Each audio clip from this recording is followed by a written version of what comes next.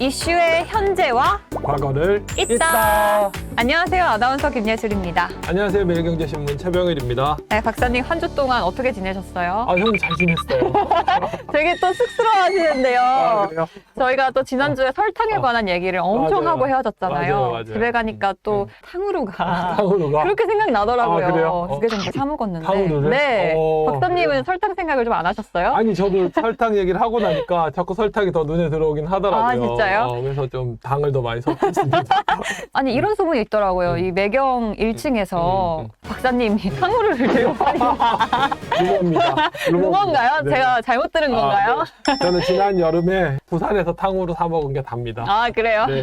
네, 알겠습니다. 그럼 지난주에는요, 저희가 설탕의 역사에 대해서 살펴봤고요. 이번 시간에는 이 설탕, 진짜 우리 경제 측면에서 살펴보도록 하겠습니다. 그럼 오늘 이슈로 있다, 바로 시작해 보도록 할게요.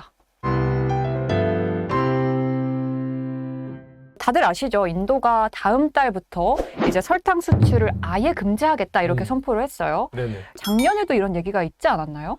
맞아요. 작년 5월부터 인도가 설탕 수출량을 1000만 톤에서 800만 톤 정도 수준으로 네. 이제 한 200만 톤, 20% 정도 이제 감축하는 걸로 얘기를 했었어요. 네. 인도가 전 세계에서 가장 설탕을 많이 수출하는 주요국 중에 하나거든요. 네. 연간 수출량으로 따지면 브라질은 한 3,800만 ton, 인도는 한 3,200만 ton이에요. 그래서 절대적으로 설탕 시장에 지배적인 영향을 미치는 국가인데 이런 국가가 설탕 수출을 중지한다. 네. 라고 하는 건 좀 심각한 일이죠. 올해는 이제 직접적으로 한다는 거잖아요. 이 수출을 금지하겠다는 배경에는 여러 가지 이유가 있을 것 같아요. 네네. 가장 큰 이유는 뭔가요? 그걸 이제 에코플레이션이라고 하거든요. 그러니까 네. 환경 기후 변화 때문에 나타나는 물가 상승이라고 하거든요. 네. 가령 예를 들면 최근에 지구 온난화 혹은 가뭄, 우리나라 경우는 좀 다른 예지만 지난 여름에 네. 비가 너무 많이 왔잖아요. 네. 그래서 채소 가격이 너무 올랐어요. 이런 일들, 그러니까 기후 이상 때문에 나타나는 물가 상승을 에코플레이션이라고 하는데 인도 같은 경우에는 최근에 이제 가뭄이 너무 많이 들어서 사탕수수 작황이 너무 안 좋아졌어요. 그러다 보니까 자국 내에서 소화할 수 있는 설탕의 양도 이제 부족해질 수도 있겠다. 그래서 물가가 상승할 수도 있겠다라는 우려가 첫 번째 이제 이유인 네네. 거죠.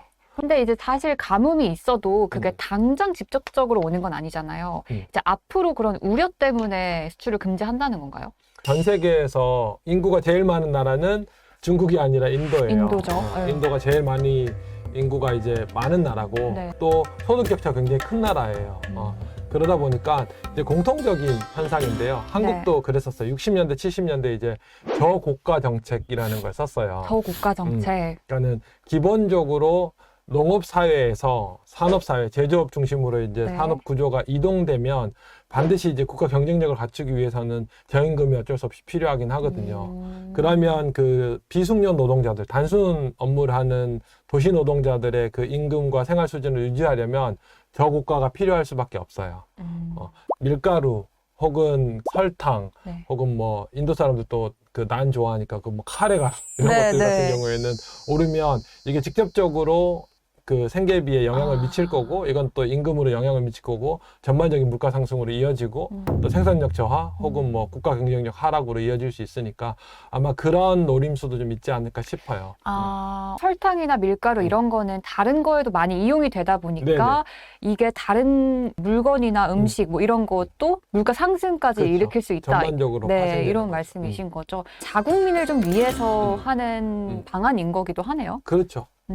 지금 전반적으로 곡물 가격들 네. 또 농산물 가격들이 상승하는 것들은 설탕만 가지고 있는 특이한 현상은 아니에요. 그래요?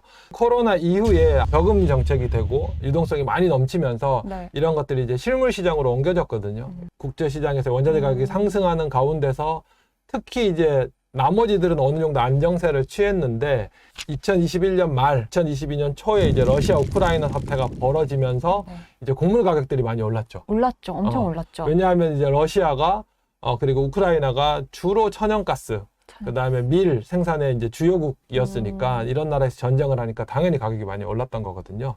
근데 이제 요즘 러시아 전쟁이나 이런 것들도 이제 안정세에 취하고 이제 각국의 중앙은행들이 물가 잡으려고 기준금리 인상하고 하다 보니까 전반적으로는 이제 2022년, 2021년 올랐던 가격들이 하향세로 갔는데 최근에 이제 독특하게도 이제 설탕만은 계속 상승세에 있어요.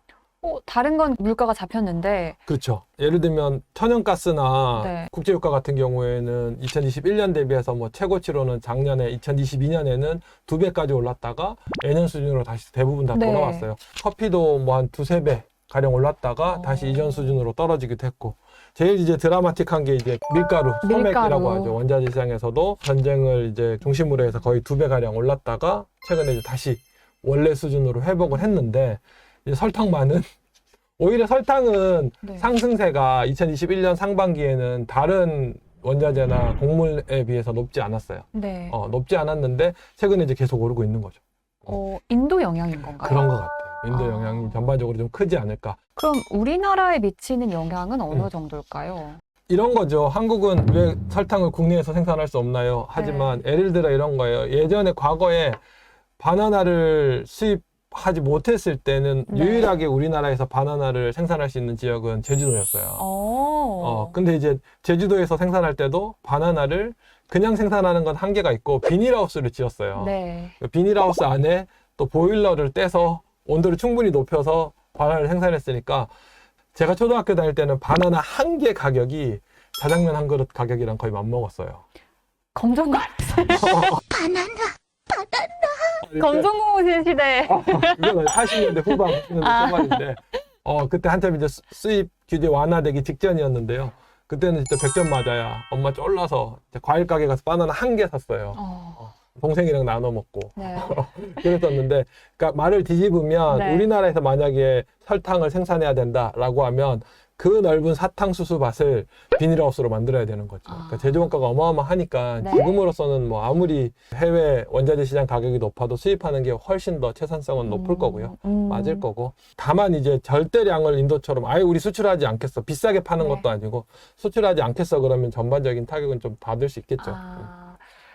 장기적인 것보다는 어쨌든 단기적으로 지금 영향이 있을 수밖에 없겠네요. 네, 정확하게 보셨어요. 그러니까는 원자재 시장이라는 거는 특히 네. 이제 그 에너지 시장 그리고 네. 이제 농산물 시장의 경우에는 와, 이게 말도 안 되게 이렇게 올라라고 하는데 또 말도 안 되게 예전 수준으로 떨어지기도 떨어지기도. 하거든요. 네. 그래서 뭐 생산량도 일정치 않으니까 공급이 네. 비탄력적이라서, 근데 또 그에 반해서 또 수요도 비탄력적이니까.